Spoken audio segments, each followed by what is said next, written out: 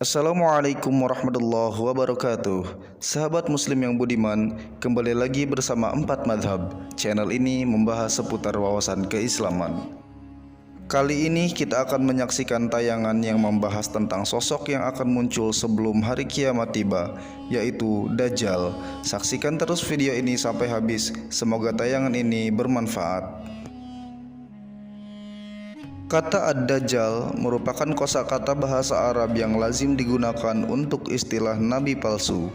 Namun, istilah Ad-Dajjal merujuk pada sosok penyamar atau pembohong yang muncul menjelang kiamat. Istilahnya adalah Al-Masih Ad-Dajjal, adalah terjemahan dari istilah Syria Mesia Degala yang telah menjadi kosakata umum dari Timur Tengah selama lebih dari 400 tahun sebelum Al-Quran diturunkan. Penjelasan ini disampaikan oleh Muhammad SAW tentang akan adanya kedatangan Dajjal dan para nabi sebelum Muhammad setelah mengingatkan kepada kaumnya akan kedatangannya. Dajjal menurut keyakinan para salafus sholih adalah seorang anak Adam. Ia bukan dari golongan jin. Dua ulama kontemporer berkata bahwa Dajjal adalah Bani Adam. Dia butuh makan, minum dan lainnya. Oleh karena itu, ia akan bisa dibunuh oleh Nabi Isa. Keluarga Dajjal, ayah, ibu, kakek, dan nenek moyangnya adalah penyembah berhala. Mereka keturunan Yahuza yang telah menikah selama 30 tahun tetapi belum dikaruniai seorang anak. Dajjal dikisahkan tidak memiliki keturunan atau mandul. Ia dilahirkan di negeri Samirah, sebuah negeri kecil di Palestina yang kemudian hari menjadi kota besar pada masa Nabi Daud dan setelahnya. Dajjal tidak disebutkan dalam Al-Quran, tetapi terdapat dalam hadis yang menguraikan sifat-sifat Dajjal, tanda akan kedatangannya, dan lain-lain. Kemudian ada pula hadis yang menjelaskan sebelum kedatangan Dajjal asli akan datang Dajjal-Dajjal kecil sejumlah 30 orang yang kesemuanya mengaku sebagai utusan Allah, memiliki mukjizat dan sebagainya. Menurut kisah dari Tamim Ad-Dari, seorang pendeta Nasrani yang sudah memeluk Islam dan menjadi sahabat Nabi, ia bercerita tentang pengalamannya tentang pelayarannya bersama 30 orang laki-laki dari kabilah Lakham dan Judham. Kemudian mereka terdampar di sebuah pulau. Di pulau tersebut mereka bertemu dengan makhluk berambut lebat yang bisa berbicara. Makhluk tersebut mengaku bernama Al-Jassasah. Kemudian Al-Jassasah memerintahkan Tamim bersama rombongan untuk memasuki sebuah biara yang di dalamnya ada seorang bertubuh sangat tegap dan besar. Kedua tangannya dibelenggu ke tengkuknya, antara kedua lututnya dan mata kakinya dirantai dengan besi. Pulau tersebut dikatakan berada di Laut Syam. Kemudian Muhammad menjelaskan kepada para sahabatnya lebih detail lagi bahwa Dajjal akan muncul dari sebelah timur.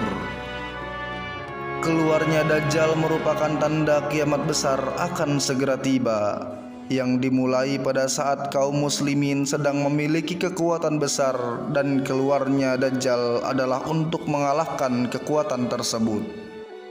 Sebelum Dajjal keluar, manusia diuji lebih dahulu dengan kemarau dan kelaparan, serta tidak turunnya hujan dan musnahnya pepohonan selama 3 tahun berturut-turut. Hewan ternak pun menjadi mati. Menurut penjelasan hadis bahwa Dajjal akan muncul dari arah timur, dari negeri Persia yang disebut Khurasan. Ibnu Katsir berkata bahwa munculnya Dajjal adalah dari Asfahan, dari daerah yang disebut Yahudiyah. Dikatakan di dalam hadis bahwa Dajjal akan memasuki semua negeri dengan membawa kerusakan, kecuali Mekah dan Madinah. Dikisahkan pula ia tidak bisa memasuki ke dalam 4 masjid, yaitu Masjidil Haram, Masjid Nabawi, Masjidil Aqsa, dan Masjid At-Tur. Awal kedatangannya, ia menyeru kepada umat Islam mengaku sebagai Muslim, kemudian mengaku sebagai Nabi, dan pada akhirnya mengaku sebagai Tuhan.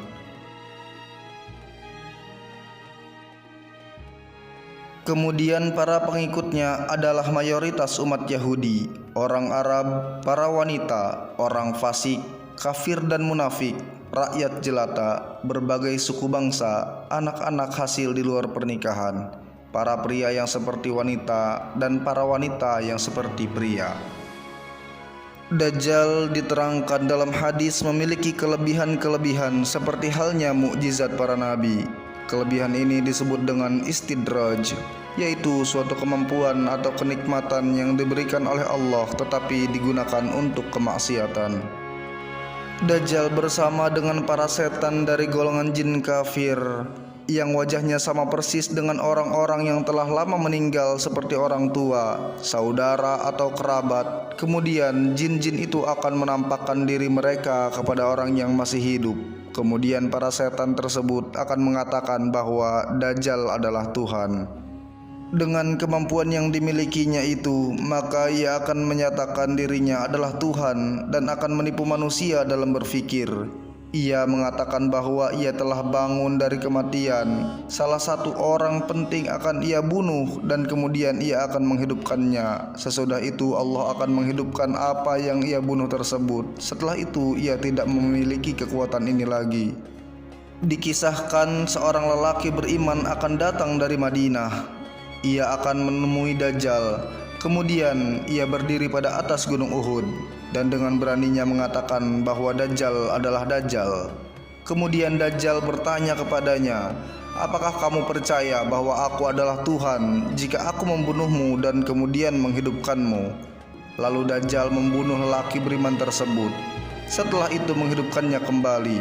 Namun lelaki itu akan berkata bahwa dia semakin tidak percaya bahwa Dajjal adalah Tuhan.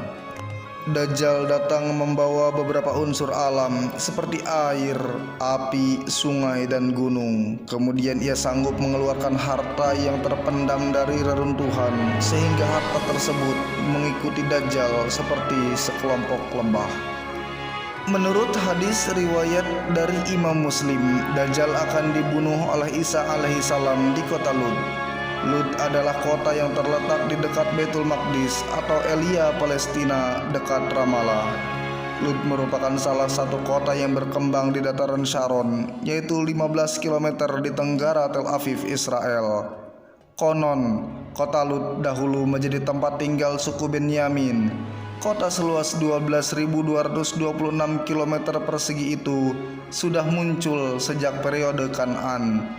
Temuan tembikar di daerah tersebut menunjukkan kota Lut telah eksis sejak 5600 hingga 5250 sebelum Masehi.